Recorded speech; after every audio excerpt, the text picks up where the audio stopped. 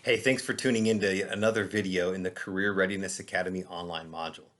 As humans, don't we have a tendency to spend more of our energy questioning why things are the way they are, or maybe even getting frustrated with why things are the way they are, rather than just embracing and saying, look, this is what it is what it is. Why don't we just become better consumers of it or just figure out better best practices? So not just best practices, but better best practices. And I don't know if there's a factor or a force in society that this is more true than the use of digital technology. And so the way to think about it is it's can't really unring the bell. Digital technology is everywhere. So I'd rather just be honest about that and then figure out as educators, how do we train our students to become better at using technology and become not just better consumers and users, but better decision makers about what to use in the first place. There's a great quote that I love that basically that technology is now the new campfire around which we tell our stories. As humans, we're storytellers. Now the stories are just being told and they're being played out as a digital platform. And so what I want us to think about is everything that you're focusing on in this Career Readiness Academy, all of these different competencies from technology, from communication to leadership, to decision making and problem solving and critical thinking and intercultural fluency, all of that is sort of overlaid with or messed with by technology. And it could either be a hindrance or it could be helpful. So it could either be helpful or a hindrance.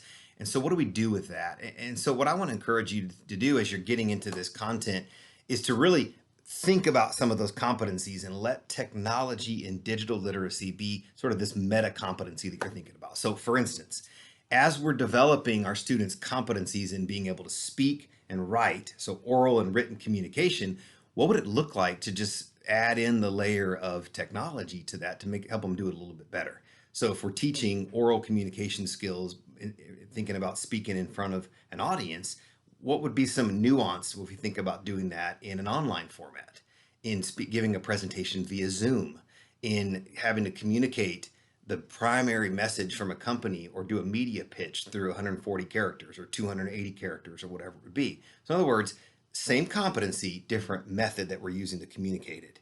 And that's part of it. The other part, which I think is critical when we think about digital literacy, especially in being good critical consumers and having better best practices, would be just the idea of being responsible consumers of what we're using in the first place.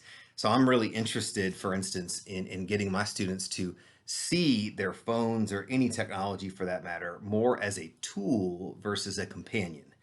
And what that I think is going to do, if we allow them to see it as a tool, not a companion, is not only are they going to spend a little bit less time possibly on less productive things on their phone, which a lot of the research is coming out now and showing us that our phones can be distracting. They can disrupt our sleep. They can make us less happy and more anxious and just kind of on edge, and can even weaken. A lot of the neuroscience now has shown that they can weaken our ability to focus the more we multitask.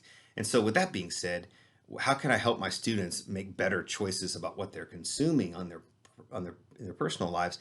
But then also, will that help them be better decision makers in terms of what technologies to adopt in the workplace once they're in their careers? And I believe those things are connected. I believe they're intertwined. And so our role as educators, and what I hope you'll find in this Career Readiness Academy content, is some tools and some perspectives to get students to think about that.